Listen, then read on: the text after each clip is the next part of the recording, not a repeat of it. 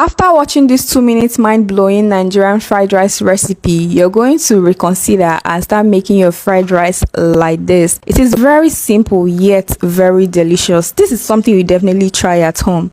Hi besties and welcome to today's video. So today we're going to be making Nigerian fried rice, but with this recipe we're not going to be frying anything. Those are the vegetables we're going to be using. First thing, bring your rice to boil and wash and ensure that you drain off all the water after washing it. Go ahead to add your curry powder, seasoning cube, blended pepper and onion, salt to taste, your green peas and your chicken stock. So while cooking your rice, ensure that you're not cooking it with cold water. So ensure you already have parboiled water set aside. So this is me turning in my hot water, and then I went ahead to place my rice on fire. Then in a separate plate, add your sweet corn, your diced carrot, green bell pepper, add your green beans, add curry powder to it, your seasoning cube, salt to taste, and lastly you add oil to your plate of vegetables. Alright, so the oil I'm using here is the oil I use in frying my chicken. So after doing that, you go ahead to mix everything together to ensure that everything is properly incorporated. Alright, now this is how our vegetable looks, and you guys, let's check on our rice. This is how our rice looks. So this is me just checking in on the rice. I tasted it to see how soft it was, and you guys, it was almost